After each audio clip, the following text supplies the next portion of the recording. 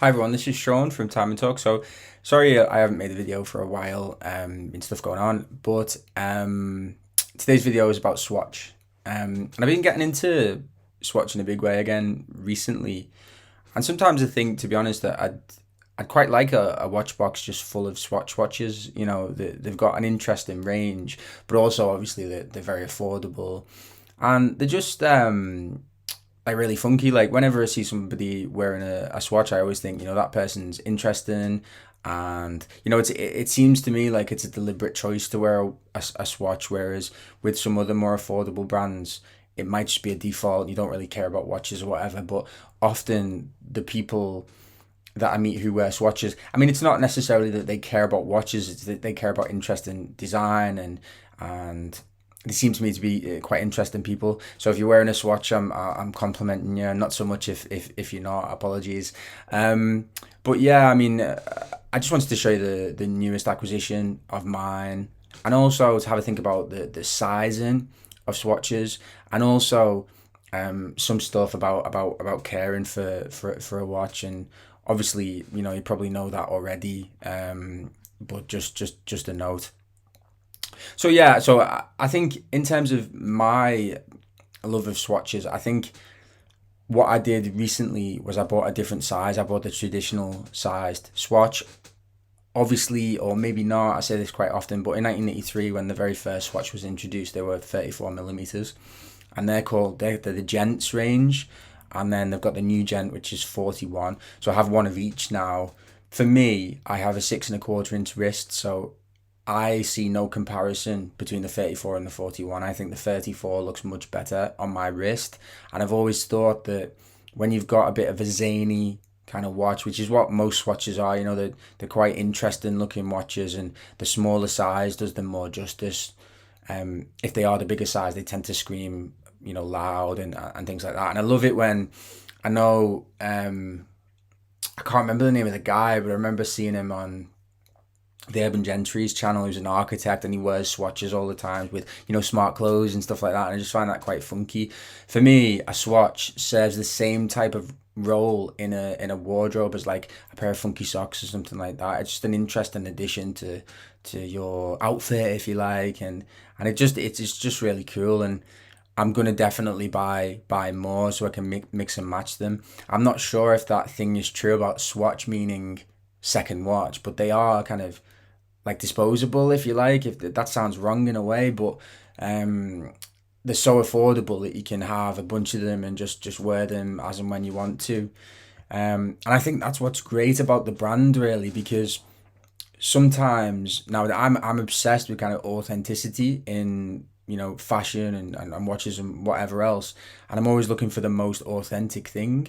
So that's really hard nowadays because a lot of things have been adulterated in such a way by buyouts and things like that are you really buying an authentic product? For example, like Tag is used to be called Hoya, and now it's been taken over by another company, and they use ETA movement, and it's kind of, is there any authentic? Whereas Swatch isn't even trying to be authentic, which I find refreshing, really, and quite interesting and quite fun.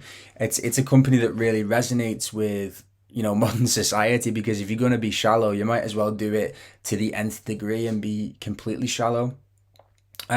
So yeah, the latest watch that I've bought is a 34 millimeter swatch with a mango on the dial, so you can see there. I'll put a picture up on the screen, a more close picture as well. I mean, I think in terms of these watches, they're just perfectly designed, and the designs work for me so much better on the smaller case sizes. I know that obviously that's dependent on your wrist size. So I've got a 6.25 inch wrist. I've got a skinny wrist, and this watch just for me is the perfect size for me, and it makes me want to go out and buy a bunch of other 34 millimeter watches. I'm actually looking at the moment at Air Kings, Rolex Air Kings, instead of my Explorer, because my Explorer is 39 millimeters. And yeah, I'm not sure what you think about that, but I think the case size is brilliant.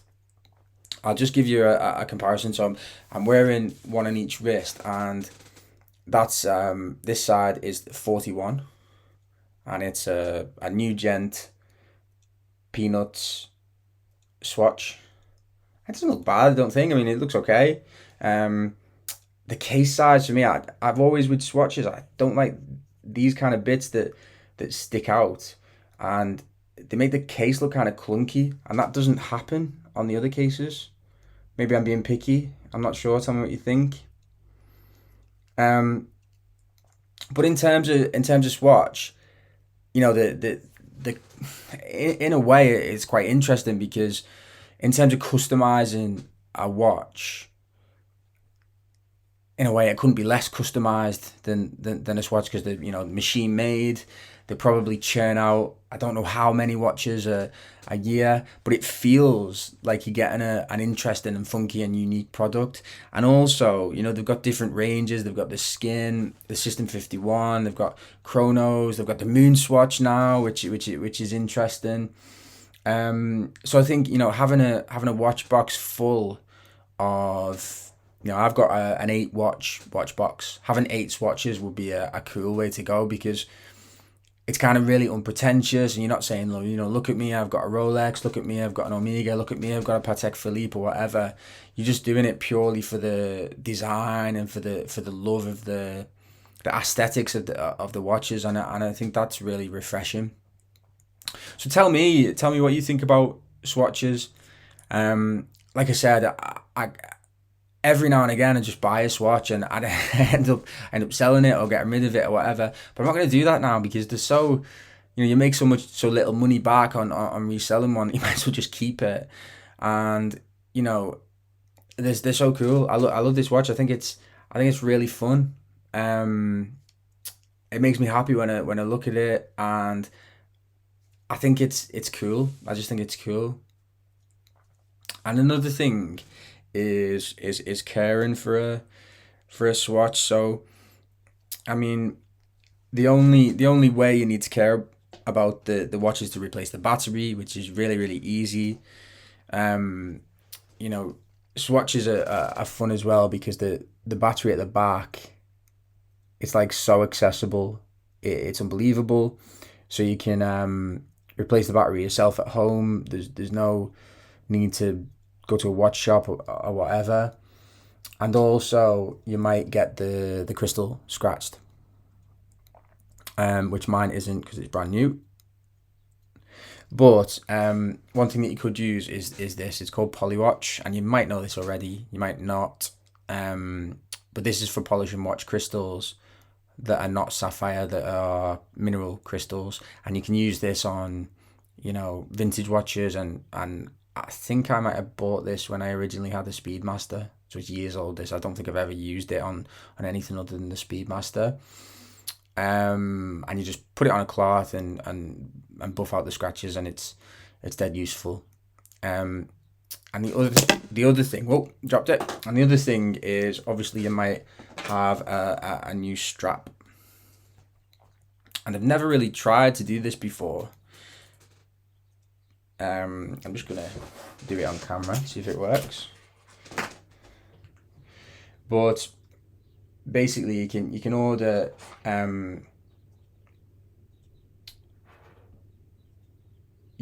different straps from the company, or they may give you a replacement strap if the other one is damaged. And like I said, I've never tried to do it before, but I think if you just stick a strap removal tool down there, it should remove the strap. So I'm just going to try that. Probably do just as well.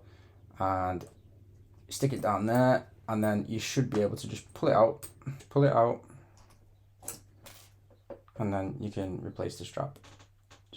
As easy as that. Okay, I'll show you how to put it back on.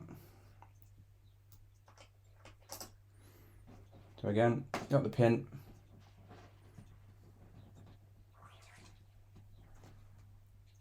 In the hole. Literally use anything you want. I'm just going to use the table to put it back in.